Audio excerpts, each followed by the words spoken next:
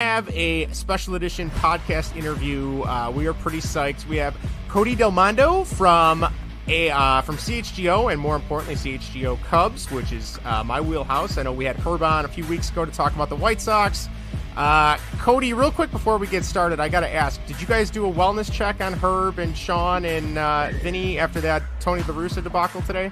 I didn't go in the office today, so I did not do a wellness check, though I did tune into the White Sox post-game show for, a few minutes, and it was mainly at the beginning because I knew they were going to start it off with, the whole Tony La Russa walking Trey Turner thing. It was all over social media, but clearly they're angry. I was going to say, when you have Sean Anderson dropping F-bombs first thing, and when he gets all riled up, it's going to be a good one. And Herb's hollow. So right, yeah, especially when Sean. I feel like Sean, he doesn't get as angry as Herb or even like me. If we want to switch it to Cubs, Sean is I feel like he is mellow, and it takes a lot for him to get really angry. I've seen him angry before, but it's not a consistent thing. If the White Sox lose and we are all watching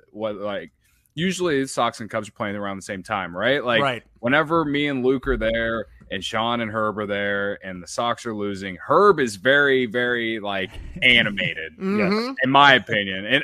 And I'm the most animated when the Cubs are losing for the Cubs.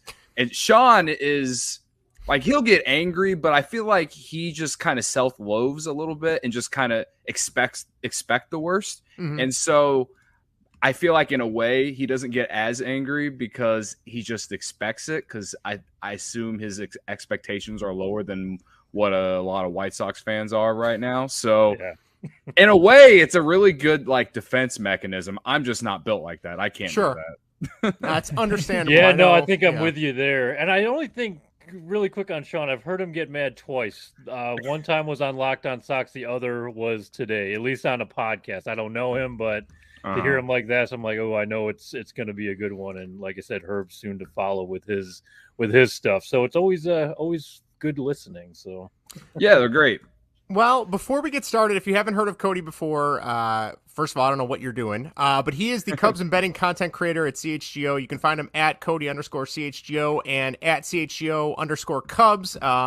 You guys are killing it. I mean, CHGO has kind of turned into my go-to for post-game, whether it be the Hawks or the Cubs, or to be honest, I'll even put the Sox on just to hear Herb and Sean and Vinny kind of give their take on it. But you guys are killing it. Thanks. I can't say enough good things. The website, the content you guys are writing and putting together has been excellent. But I guess without further ado, Vinny, you want to kick this off? Sure. Cody, thanks for joining us. I'm also a Cubs fan first. I do root for the White Sox, so I'm kind of split. In Vinny's defense, he's in Madison, though, so it's okay. Okay. Yeah, and I like your Ernie Banks jersey in the back there. That's cool. Thank you. Thank you.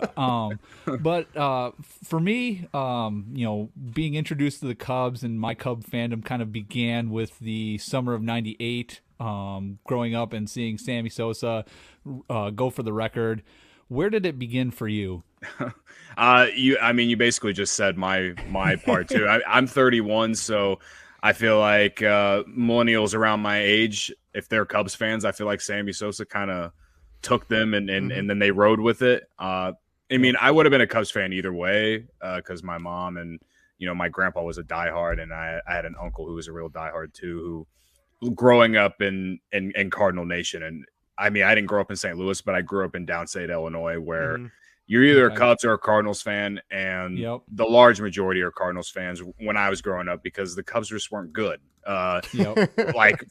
Obviously. So, and Cardinals fans had McGuire, and then Pujols came around because the baseball gods love the Cardinals and stuff like that, and they just like my misery and all of that. So Sammy Sosa really made me a Cubs fan, but I would have been one anyway. And then I always think back to when I really became a baseball fan. It was more so in 2001 during the World Series, when the Diamondbacks and the Yankees faced off, and they went 7 games and Luis Gonzalez got that game-winning hit. Yep. That's when I really, really became a baseball fan. Like I was like 8 or 9 years old in 1998, and I remember Sammy Sosa hitting all those homers and stuff, and like it became like a rivalry for me and like my friends at school. Like I went to a really small school, like literally like 70 kids in my class. Holy cow! Yeah. Wow, I grew up. I grew up in the middle of nowhere, surrounded by cornfields. But the whole Cubs Cardinals rivalry became a thing with me, and starting in '98, whenever me and Cardinals fans or whoever were always arguing like who's better, Sosa or McGuire, and then I really didn't dive into like being an actual baseball fan until after I watched that World Series and after everything after 9/11 and everything. So after that World Series, that's when I was like, okay, I'm gonna watch the Cubs a hell of a lot more now, or at least try to. And even as a kid, like it obviously was tough, but I'm glad I did, because then I really got my very first like heartbreak in 2003 from thanks to Alex Gonzalez. Everyone wants to talk about Bartman, but it was definitely because of Alex Gonzalez. But that's kind of how it all started for me, was like I said, in '98. But a lot went into really becoming like the diehard that I am now. Yeah, that '98 season, I still remember. I don't want to admit this, but growing up in Little League, I was a huge Sox fan. I loved Ray Durham because I played second base. And then 1998 happened, Kerry Wood's 20 strikeout game. I was like, oh, forget the White Sox. I'm all in on Kerry Wood, Kid K, and then never looked back, and I'm like, I feel like you get maybe one switch if you're from Chicago, but you can't go back after that. Sean was a Cubs fan at one point and then switched to the White Sox. I believe he switched to the White Sox after the cork bat thing with Sosa. Oh, okay. Yeah. That's again, and he's a lot younger than me. So like, he was a young kid, and that happened, and the White Sox won in 2005. So he decided to be a White Sox fan. So yeah, in a way I get it. I was waiting for you to say like right before the 2005 World Series is when he switched. I want to say it was right before. I don't want to call him a straight up bandwagon fan, but if it was after 2005, I mean, they've had a lot of pain since then. So it's like, he's earned his pinstripes or whatever you want to call him now. Yeah. That's, oh boy, that is, well, Greg can attest to that. Yeah, I know. I could say plenty of fans I know jumped on after that. And, I can say I was, always there from the beginning, but definitely the pain suffering. And today was no different, unfortunately. But that 2003 season, during the lockout, I almost said strike. During the lockout, I kind of went down like a YouTube rabbit hole watching a bunch of old Cubs games from like the early 90s, late 90s, and then 2003. And man, I forgot how fun that 2003 team was, with Pryor. And I totally forgot about Sean Estes. I couldn't tell you what Sean Estes is even doing these days. I hope he's doing well, but it was such a fun time to watch. And then obviously and like you said, you nailed it. Alex Gonzalez is the reason amidst all the the pitching problems that popped up afterwards. But poor Steve Bartman gets, and he gets away with it too because of Bartman, so it's only the true people paying attention. I was in like 7th or 8th grade when Bartman happened, and I mean, as a kid, I was like, "What is this moron doing in the stands? What is going on?" I was so mad, and again, first heartbreak of my entire life when it came to sports, and like I genuinely remember just putting all the blame on Steve Bartman that night. But then I grew up and realized, man, we were awful to that guy for doing something that literally any fan would have done. Oh, yeah. I mean, anybody would have. There was a handful of people all around him reaching for it, and if any of them had grabbed it instead or touched it or whatever, and then Moises Alou making the gigantic. That definitely didn't help. That didn't help. Didn't help. Yeah. That didn't help. But when they go, I'm assuming you've seen, his quotes. 10, 15 years later, where I think Alou said, like, he publicly said, when they lost Game 6, like, they knew they weren't going to lose Game 7. I think, like, they bought plane tickets and stuff? Yeah, they plane tickets and everything. And I was like, man, like, I want to remember good things about that season. Y'all just making it even worse. Like, oh man, that's one of the things that makes 2016 so special to me, because it's like finally I can forget about Bartman. Like, I totally understand why Bartman didn't like take up the Cubs offer on coming and throwing out a first pitch and everything. He just wants to be left alone. Like, I don't blame him, but it would have been nice closure, because I know Bill Buckner did that with the Red Sox after that air he had in '86. So, yeah, it just would have been nice to have something like that for him. But again, like, especially now with social media, it's like anytime that 03 team is brought up by like major accounts, like the MLB account or anything, everyone always throws Bartman's name out there. And I'm like, God, like, just let the guy live, man. Like, it's it is what it is, though. We even a couple of years ago, I mean, and we're going on almost 20 years now. I remember one of my students dressed up as Bartman for Halloween one year, and I'm like, that's really good, but like, we're going on 20 years. I think you should probably let him go, let him enjoy his life a little bit here. But we can. I guess instead of talking about something so depressing as 03, we can. Let's get back to it all started. Yeah, it all started with Vince asking me how I became a fan. I mean, unfortunately, it is part of it. So. It comes up. So. It does happen. So I don't know. We can move on though before we get too depressed. But so getting back to you, Cody. We just want to know: was it always the dream to pursue sports journalism for you? And I guess social media and podcasting. Now, tell us about that. Yeah, guys, it's been a wild ride. Like, I don't know. Like, I wish I could just give you the straight, like, route to how I got to talk about the Cubs for a living and get paid for it. But I did go to college to be, like, in media. I went to Eastern Illinois University, Harvard of the Midwest, in my biased opinion.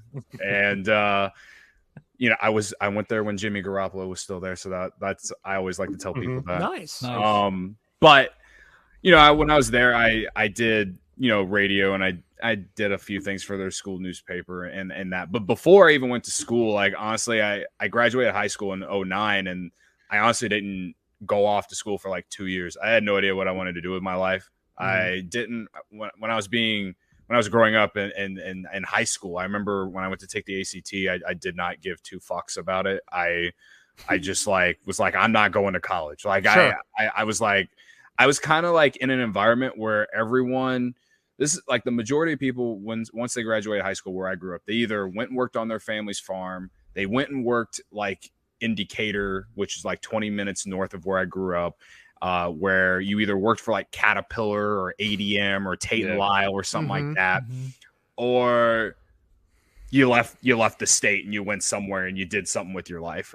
I honestly had no idea what I was gonna do, and I just didn't really have the direction. I grew up with a single mom, and my brother, and I was just kind of like, I was kind of forced to grow up quickly. I started like watching my brother when I was like 12 years old, and like, having to make sure he gets home from school and like taking care of him while my mom's at work, like busting her ass to make sure we can eat, what I mean? And stuff like that. So like, I just didn't have the resources growing up that like kind of told me or showed me what I could do or what I wanted to do. So let's see, in those 2 years before I went to Eastern, I had taken some online courses from the community college where I was close to live by. And I did that, and I worked at a grocery store stocking shelves like full time. And to be honest with you, and it blows my mind to this day, like for a year of doing that, I was like, I could do this forever. Like, this is easy shit. And I moved out and lived on my own and like was just, being an adult, I guess. But at the same time, like, I didn't realize it then, but at the same time I was like, going through all these roller coasters of being an adult because I just didn't know what I was doing. And, I moved out. Like, I was all about moving out and just like going to live my life somewhere. Right. Sure. And I did that. And during the process of working at this grocery store and stocking shelves, I realized that it eventually sucked. Like, eventually I realized that it sucked and I didn't want to do that. And I wanted to do a job that I felt like that I accomplished something and that I was going to be happy doing. And then I started realizing how much I watched SportsCenter like 24/7. Like back in that time, SportsCenter was something that you turned on in the morning and you would re-watch it. Like, oh yeah, like all morning. Just have it on a cycle almost. Yeah, just have that was my morning before school growing up every morning. Yeah. And it was that, and then like hell, there were mornings I'd wake up and it was on because I had it on replay at night. Like my TV was always on ESPN when I was a kid, and I thought I took that and was like, I could work in media. I was watching First Take one day. This is back when Stephen A. and Skip were doing it. And, and like, you know, like I was watching, I was like, I could do this job. Like this doesn't seem hard. And so I started, you know, looking into that more and like trying to, you know, figure out how do you get into this field and stuff like that. And next thing I know, you know, I get, of course I didn't have the grades. I got 30 credits from community college and I transferred to Eastern with like a 2.5 GPA. And thankfully, if you want to go into media, they don't give a shit about your grades unless you go to like Mizzou or, you know, or U of I, if, you know, like where I grew up, or, you know, just like a major school. I went to a very small school where honestly, a lot of people who go into media, like they don't get the biggest job. There's one guy that went there. I forget his name, but I do know he works for the Los Angeles Times now and covers the Clippers, I believe. So they've had some people in there, and like Aldo Soto, he's like a Cubs blogger for Sports Mockery. Like he went to Eastern. We went to school together. I didn't really talk to him that much when I was there, but we knew each other.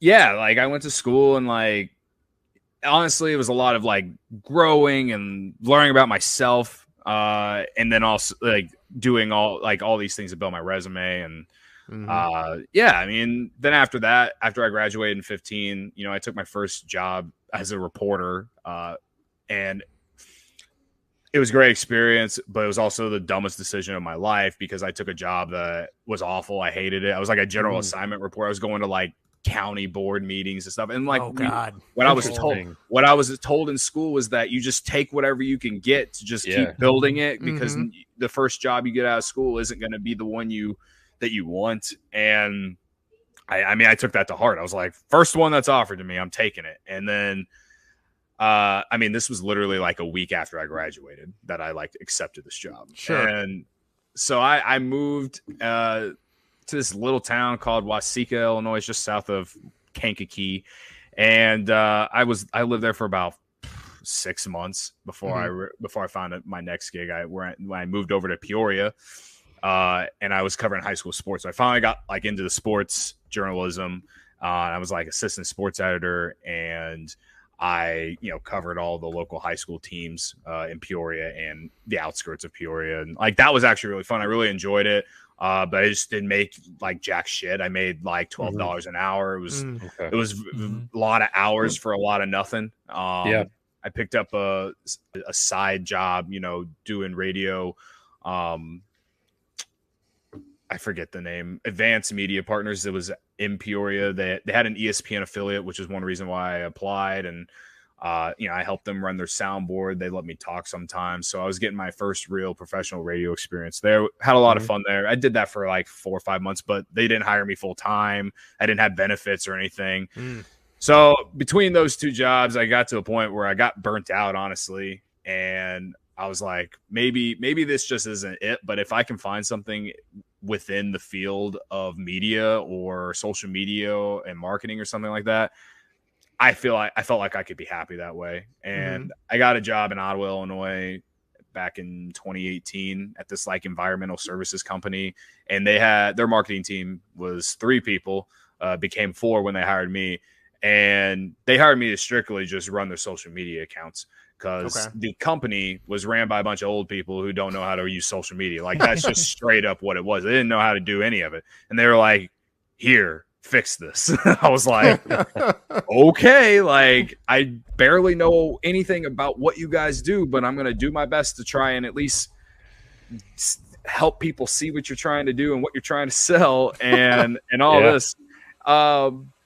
It had its ups and downs. I mean, I got burnt out on it eventually after 2 years because it just wasn't in sports. It wasn't an industry that I cared about, honestly. Sure. And, you know, during that time I met my girlfriend I live with now, and she was from the northwest suburbs. And me and her were going back and forth between like, is she going to move to where I lived, or was I going to, you know, move up to where she lived? And, I was applying for all kinds of social media marketing jobs in the Chicagoland area for like a good year, didn't get anything.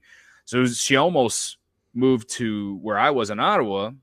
And then I got this job at the Camping World national headquarters. It's like an RV company. Their national headquarters is in Lincolnshire. It's like a northwest suburb, I guess you could say. Yeah. Super rich there, by the way.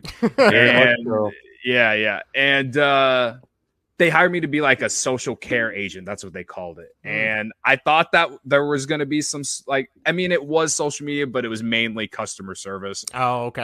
And I was like replying to people's Facebook comments. And of course, on Facebook, anyone who's leaving a comment on their post is complaining about what's wrong with their RV or what's wrong with them or why they hate the owner of the company and or the CEO and all this stuff. And yeah, it was just like, honestly, it was just like I was like the first tail to like helping the people get to their next spot. So I would always like create these reports to send to I forget what you would call it, but I was just part of how they would get their customer service. Sure. Yeah. From social media. And I did that for about 7 months, and then the pandemic hit and they let me go because of the pandemic. And so I was unemployed in 2020 from like March till December. And that's whenever I actually got back into sports media or journalism or whatever, because I was sitting at home doing nothing. And me and a buddy of mine from college, I really got out of like trying to do anything in sports media in like 2019, like from the back half of 2018 and most of 2019, because I was so burnt out on it.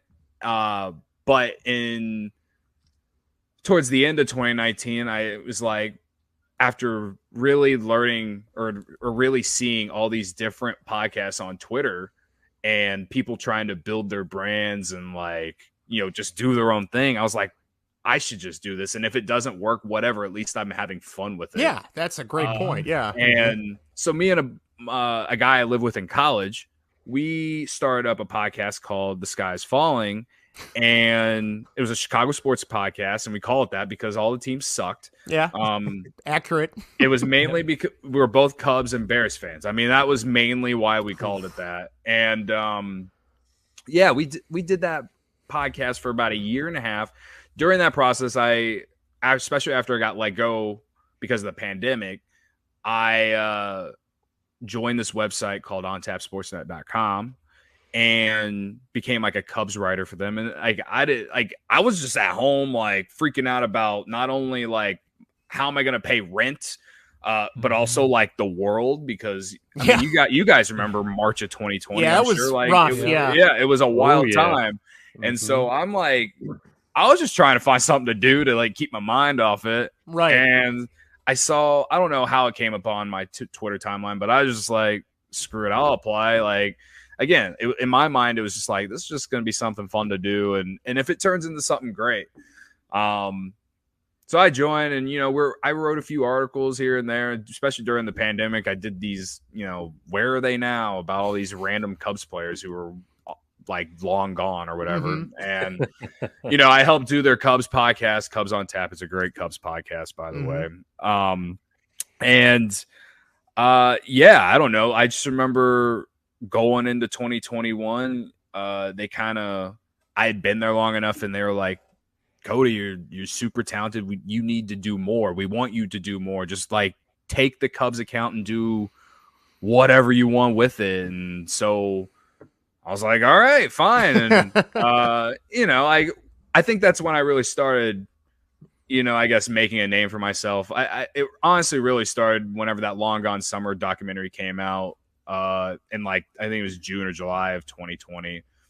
I had a viral tweet go like just explode because I sent a tweet that listed all the players who wore 21 after Sammy Sosa, and was just like, this is disrespectful, and like it just got a lot of engagement. Next thing I know, I'm getting followers and like people agreeing with me and all this. Also, people disagreeing with me, which I of course don't understand, but whatever. Yeah. But that was kind of the start, and like it just kind of, it was a little bit of a roller coaster the rest of the year. And I think during that time, I really figured out how to build your name on social media and stuff. And like, I just had all these different shticks and bits and stuff that people liked or didn't like. I don't. Twitter is. You guys are on Twitter. Twitter's know what it is. Weird. It's a weird place, right? Yeah, and yeah, but and then I did that in all of 2021, just like just tweeting about the Cubs. It became a very like, okay, people are here. People follow me because I tweet about the Cubs, or they're just as miserable as me as a Bears fan. Like that I feel like the people who follow me on Twitter are those two things. So during all that time, that podcast I started with one of my buddies, we had Kevin Kaduct on. He was like our second guest, and he's the head of content of CHGO now. Okay. And at the time, that's when he launched Midway Minute. And so this is in like January 2020. And at the time when I had him on the podcast, I was, I saw him launch this newsletter, saw he used to work for Yahoo Sports. All on Twitter, I didn't know who he was, but I was like, in my mind, I was like, oh, this would be cool. Like, this will probably, like, if we get him on, like, he would promote the show for us, hopefully. And then, that might get us more listeners. And also, like, it sounds like what he's doing is pretty cool. And, like, I'm always interested to hear about people's stories. Yeah. I hope I'm not boring people with my long-ass story. No. We are locked in right now. So, that's, like, at that time, I didn't think anything of it after it happened. Like, me and Kevin maintained a friendly relationship. He would DM me sometimes. I had him on the show again eventually. And, he was always the coolest dude to me.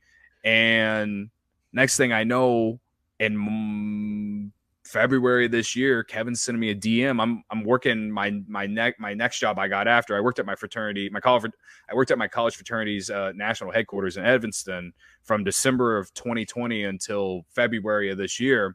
I was in their communications department, doing like social media and everything. It was actually like, it was at the time when I got the job, I was like, this is like the perfect job for me now. Like I get to like kind of bring back some of those college juices and like get to know like people that were in my fraternity from all over the world or the country and all this kind of stuff. And was like, it was a great job. And I got to do social media and stuff. Like I was actually very content with it. And I honestly, I did not think I would leave it for at least a few years at least.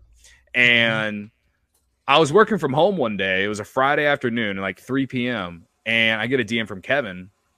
And he's like, hey, I got this pretty cool opportunity. If you want to hear about it, if I can give you a call. I was sitting here procrastinating, not doing my real job. And so I was like, yeah, like, feel free. And I gave him my number. And next thing I'm on the phone with him and Jake Flanagan, who's like the general manager of CHGO, and they're telling me all about CHGO and like what they want CHGO to be. And like they told me about DMVR, which is like one of our sister locations in Denver, and PHNX, which is in Phoenix, and what they're doing and how they're growing and what like the main point of like of their business. And I'm not gonna lie to you guys, like I was sitting there like waiting for him to tell me that this was all a joke. Like I did not want to believe him. I did not want to believe him. And eventually, I believed him and was just like, I was at home alone that day. I was like, all right, I got to talk to my mom and I got to talk to my girlfriend about this. And then I'll let you know. I knew I was going to take this job. I was like, I got to talk to them first before I actually take it. Right. And yeah, it was just like that day that they like told me about. This is like life changing. Like I get to talk about the Cubs now, and like on a pretty large platform. We just surpassed 16,000 subscribers on YouTube. Yeah. And it's not all because of me. That's for damn sure. Like I get to go to work. I get to go to work and like see guys that I've watched from afar for like the last 5 years. Like, I knew Herb Lawrence was at the Score, and I knew that Adam Hogue was a pretty big name at WGN and at NBC Sports Chicago, and had whatever he does with the Athletic as well. And there were a few guys that I like personally knew, like Matt Peck and Big Dave Watson, who do the Bull Show. Like I knew them personally, but other than that, I didn't know anyone else personally. And like, so I went into this like, okay, I gotta like try and rise up to this talent here. And yeah, it's been a lot of fun, man. Like that.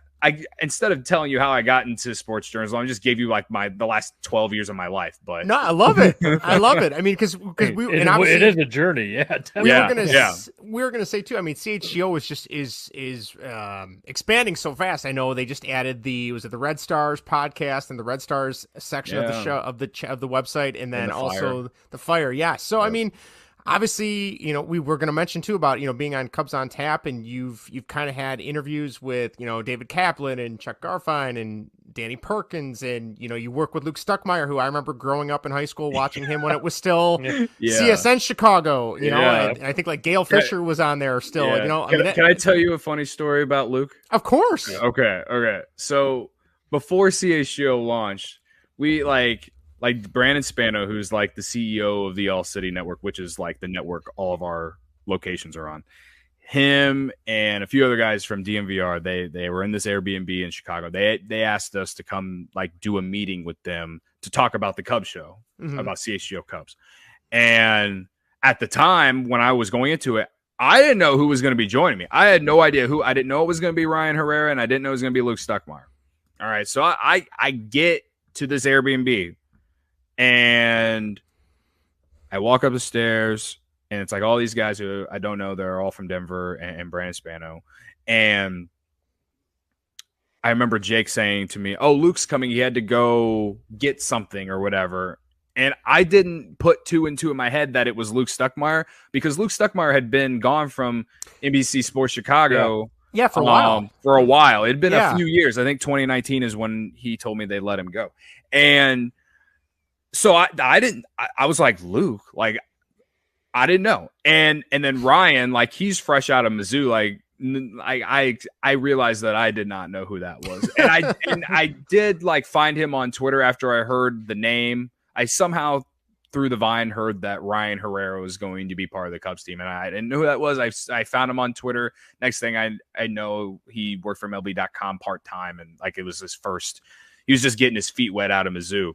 And so he was like new, like me in a way, to the industry. But anyway, we're in this meeting talking about, what they want for the Cubs show. Well, the entire time that Luke is up there, like I'm sitting next to Luke, he's wearing a mask, and because his family has his wife has like health problems. Sure. And like, even though like they took all the, all those mandates down, and everything, like he was still being safe, and that's fine. Again, no issue with that. Yeah. But it was just weird because like I had no idea who I was sitting next to the entire time. We had this meeting for like 2 hours. We're sitting there talking about this stuff, and I'm like, who is this guy? Who, like, in my head, and I can't just ask it with all those guys sitting there. Right. So I'm like, who is this guy? And after the meeting's done, Jake offers to take me and Luke to see The Office, and we hadn't seen The Office yet, and it was nowhere. It looked nothing like what it looks like now. It was like they had just got it, but they offered to take us to see the space, and I was like, yeah, I'll go. And I think we were waiting for Jake. He was in the bathroom or something, and me and Luke had started walking down these stairs to go to the car, and I was just honest. I was like, Luke, I'm gonna be honest with you, man. I don't know who you are. and he was like, oh, do you know who like Kelly Kroll and David Kaplan are? And like, that's when I was like, oh shit. I didn't say it. But to try to protect myself, I was like, oh, did you do Beer Money? And he's like, yeah. And then like, that's my way of like how I hit it a little bit. But that's awesome. It was, that's how I realized that I was working with Luke Stuckmeyer, in which then I was like freaking out in my head for like another 10 minutes. Cause like, I'm going to work with this guy. This legend. Guy.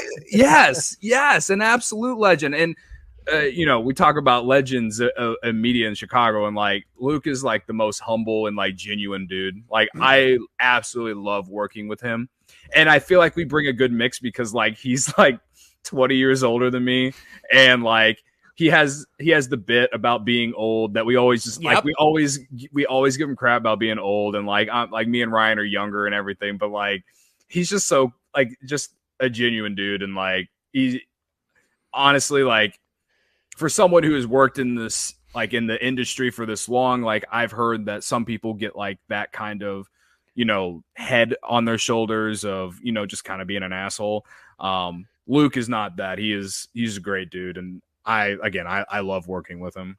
That's awesome. Well, okay, so here's a follow-up question to that, kind of with working with Luke and Ryan and obviously Brendan doing some of the shows and Corey and Corey Freeman. Yep. Yeah. So like, okay, so we started our show a couple months after the pandemic started, because the three of us are brother-in-laws. We kind of got tired of not being able to see each other because I live on the south suburbs, Greg's on the northern suburbs, and Vinny's in Madison.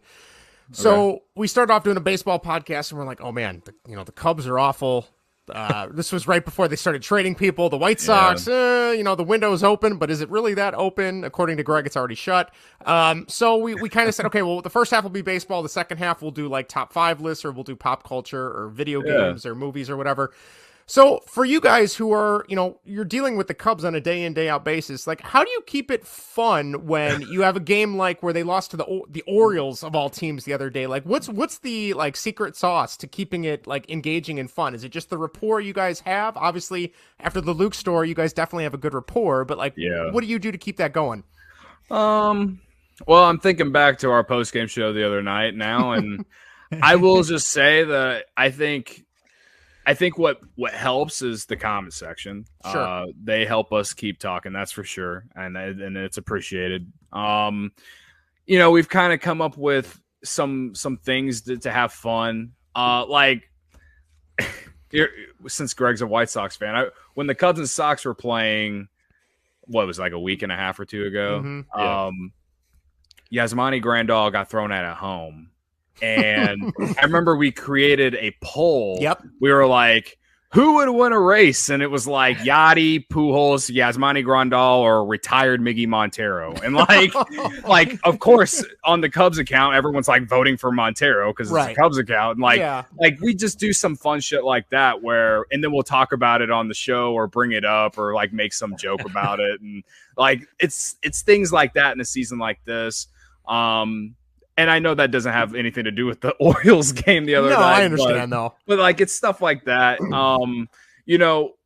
I do find us, we don't try to do it, but I do find us kind of getting, we can be repetitive sometimes in terms of like just previous shows, like, oh, Jason Hayward's in the lineup again. What are we gonna bitch about it? What are we gonna say different tonight? And like, we don't end up saying anything different. It's just we're just saying what everyone else is thinking and what we're thinking. So yeah, I mean, I think when it comes to following or covering a team like this Cubs team right now, it's like it can be tough, but there can be. Thankfully, we've had some fun things to talk about. I mean, Chris Morel has just been insane. Caleb Killian made his debut the other day, so that was a fun conversation on Monday. And then I in terms of other repetitive things, I mean, obviously we've been talking about, do we extend Wilson or not? And it's we'll get to that. Yeah. So it's just kind of, I don't know. I think you just got to find those things. And a lot of it happens from all of us three just sitting there on the couch watching the game. We would just like cracking jokes about whatever. I mean, shit, me and Luke have started this whole shtick of every time the Cubs get blown out, we just go to the ice cream shop that's like a 3-minute walk away, and then we like post a photo of it on the Twitter account and just be like, hey, it's a good time for ice cream, guys, or something like that. You know what I mean? Like that's, and then we talked about it on the show a couple times too. So,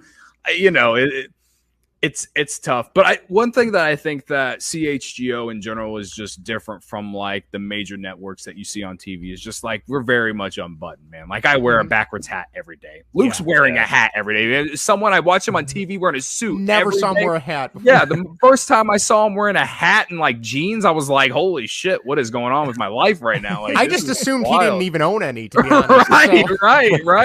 Right.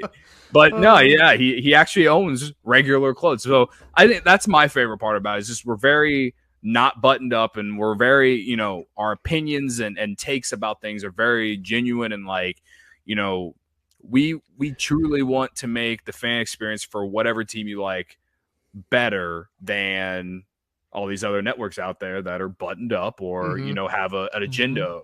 Like Lucas told me stories about you know, when he was at NBC, you know, with their partnership with the Cubs and stuff, that didn't allow them to just kind of say whatever they wanted. Yeah. They purposely have to find reasons to talk positively about them. You know, we don't have that at CHGO, right? We just say whatever we want.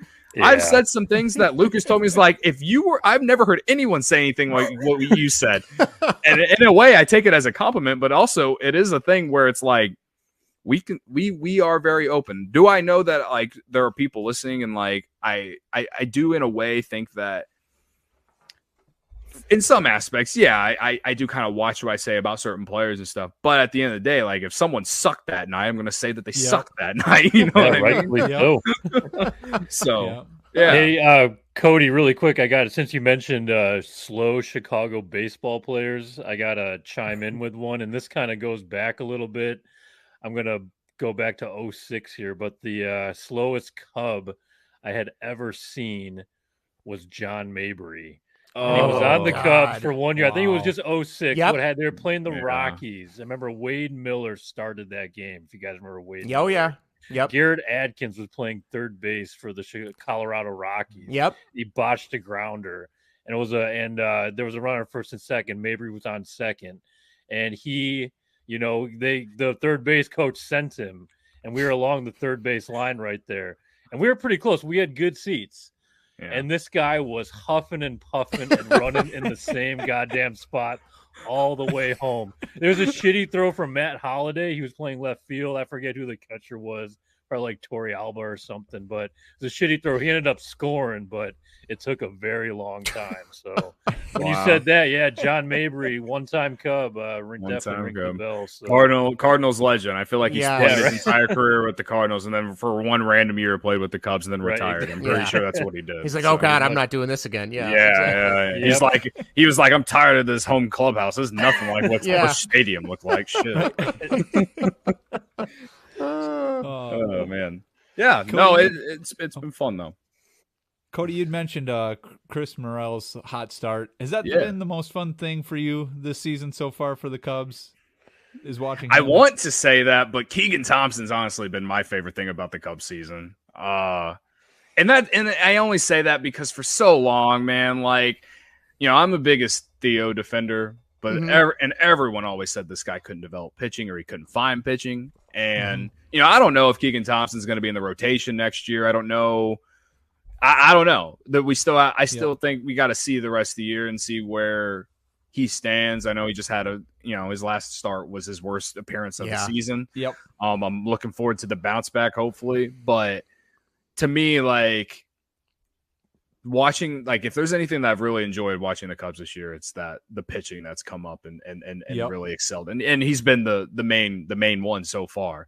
And I know a lot of that has to do with the new pitching infrastructure and the pitch lab, as we call it, and all of that. And it's just very nice to see because, man, I don't know about you guys, but I think almost at least once or twice a week, I'm like, man, if we had this bullpen in 2018, this team would have gone to the NLCS at least. Without a doubt, yeah. You know what I mean? And it's like, it's frustrating. It's very frustrating to me.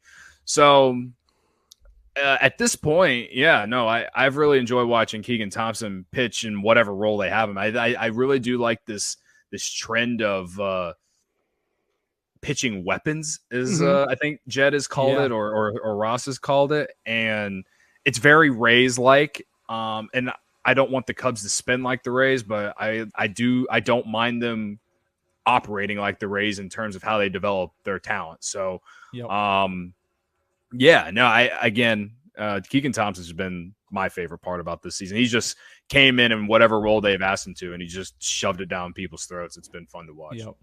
Yeah, that's been the biggest surprise for me because last year he struggled. You know, he started off hot, and then they moved him to the starting rotation, and it was like, ooh, I don't know if this guy's going to be a starter. And then they put him back in the bullpen, and then it's like, okay, he's been doing great there. Maybe they should just leave him because of last year, but since he's been taking on the start, well, he's also pitched a lot more too out of the bullpen this year. But yeah, he for me has been, I think, the biggest surprise out of all the young players so far. But yeah. Here's a question: Do you guys think he deserves to be in the All-Star talk? Because me and Luke have discussed this. Part of me I think wants to so. say yes, just because he's been such a relief to, I feel like, Cubs fans in general. I mean, whether he was in the bullpen, and if you take out that last start, then hell yes, because he's just been lights out. And I mean, for me, looking for things to get excited about going forward, he is definitely one that has kept me going and kept me turning on Marquee to watch games, even though it's like, oh boy, this is not going to be a good day. But yeah, no, I mean, I would throw him on there for sure if they're looking for guys for the Cubs. I mean, because really, Contreras is going to be Contreras. the I only think is a one. lock. Wilson. And if you would have told me in April, I would have said, "Oh, Say is going to be there for sure." And then and obviously he's still dealing with that injury now and coming back shortly. But yeah, I feel like it would be. I mean, not that it's a good. I mean, not that it being a good story is the only reason, but I'd be all for it at this point. Yeah.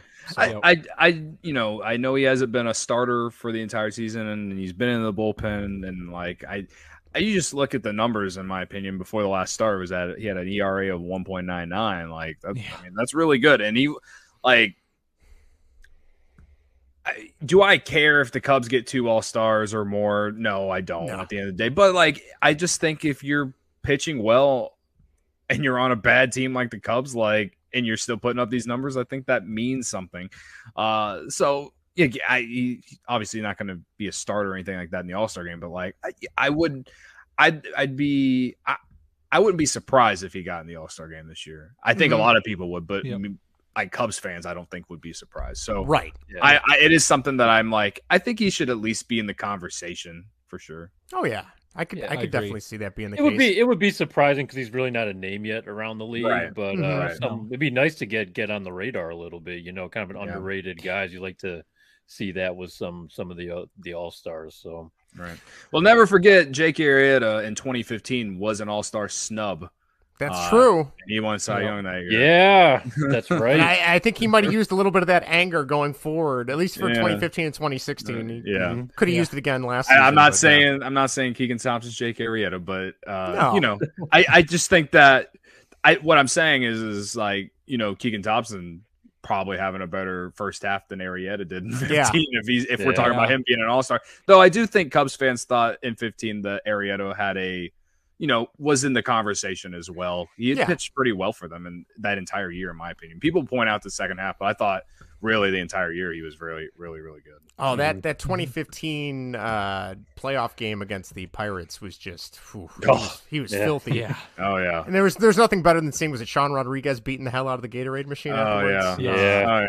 It was nice to see someone else beat up a Gatorade cooler and not a Cubs player, right? Yeah. You know what I mean? That feels like a lifetime ago at this point. But It does. A lot of those guys are long gone. gone, retired on other teams, hurt, missing in action. Keegan Thompson also wears a terrible baseball jersey number, which are slowly becoming popular. 71. Getting a lot of numbers in the 70s, 80s, and 90s now. That's a hockey number. It's a hockey number, yeah. Doesn't Luis Robert rock like 91 or something like that? 88. 88, okay. Yeah. Okay. Yeah. Got a lot of 70s and 80s on the Dylan Cease wears 84. Okay. We don't need to talk about Dylan Cease. Yeah. Thanks for bringing that up, Greg. Yeah. One question I have for you, Cody, is with Wilson Contreras getting the avoided arbitration today with the Cubs, and I know you guys have talked about this on your shows as well, but ultimately, what do you want to see them do with him? I'm in the camp that I would love to keep him around. I think he's kind of fallen into that leadership role that is kind of was a vacuum after all these other guys left. Yeah. But if I don't know, I feel like if they were going to get something done, it would have been done already. So I mean, if they ship him out, what do you want to see for a return? Do you want him to stay? Yeah. What are you looking for in terms of an extension? All the above there. Well, Justin, I get fans who are like, we got to trade Wilson and get whatever we can back. Like, I totally get it. But in my opinion, I think the farm is very good right now. Mm-hmm. And I think that, if you trade Contreras, you'll just make it even better. So if you were to trade Contreras, the only way that I would get up for it or be happy about the return at this point is if they got guys who are ready to play next year. Mm-hmm. If they do another trade that's similar to like the Yu Darvish trade, or hell, I mean, the Rizzo trade, like Kevin Alcantara and Alexander Vizcaino are in freaking Myrtle Beach right now, and PCA's in South Bend. Yep. And so Killian is the only one who's made it up from the trades last year. Alexander Canario's in AA right now. He could, he could be a September call up or something. I don't know. I don't really know what they expect from him, but to me, I think the Cubs need to extend Contreras, because if they are serious about filling out a competitive team that can win a division in 2023, which they should be, because they're the fucking Chicago Cubs, and said. And they make their franchise is worth billions of dollars. And biblical losses. And you're gonna charge the most expensive game day experience in baseball. Like, you got, the fans aren't going to put up with this another year. Like, they're lucky that they're getting people to come out there now, considering what's happened in the ending of 2019, what happened in 2020 at the end. And even if you want to count the season, it was so tough to watch in 2020 in general. I honestly don't even count the division championship. And as a Cubs fan, I should be counting every division championship, but I don't count it because it was just awful and it was not fun. And then last year, the 11-game losing streak and then how it all blew up, and they traded everyone, and the end of the year sucked, and it was, all of that.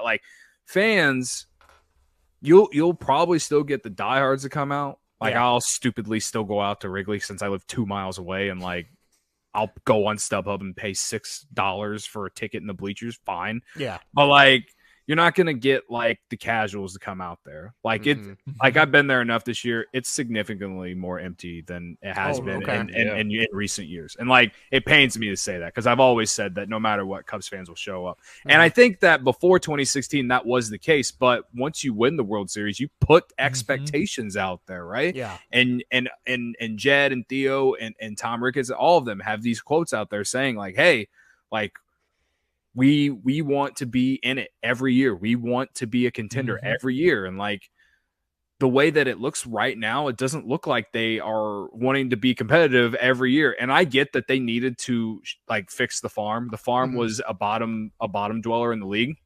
So I understood the Yu Darvish trade. I remember when the Yu Darvish trade happened, fans were angry on social media and all of that. And in a way I was too, but at the time I was like, all right, I will save my anger for what you do after this to replace him. And what do? They go and sign old ass Jake Arrieta, and I'm just going to forget that he pitched for the Cubs in 2021. Yeah. We had the less said, the better. But if they had gone and signed someone like Taijuan Walker, who was a free agent that year and went to the Mets and was actually pretty good for them last year. And he's, the Mets are really good this year. I don't know what his numbers are, but I'm assuming he's having a solid year. Someone if they just would have gone and got someone that was, less cheaper and less years, than I would be oh, that makes sense. You know what I mean? But they didn't do that.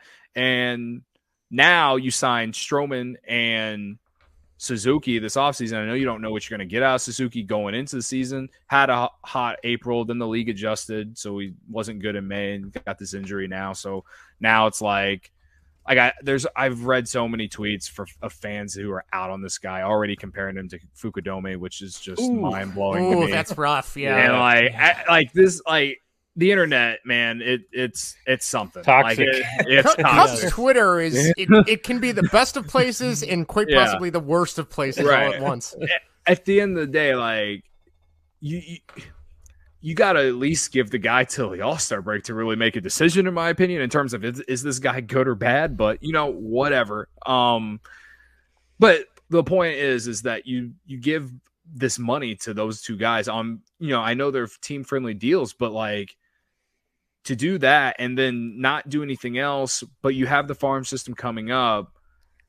I just don't because they haven't been transparent. I don't know what the Cubs want to do. So I'm going off that, okay, they signed Stroman, they signed Suzuki, Ian Happ's here for one more year. Why are we not extending Contreras at this point? Because you look at this roster and he's the only one who points out as a leader, a real true leader that could be part of your next core of great players who could, take this team to the playoffs.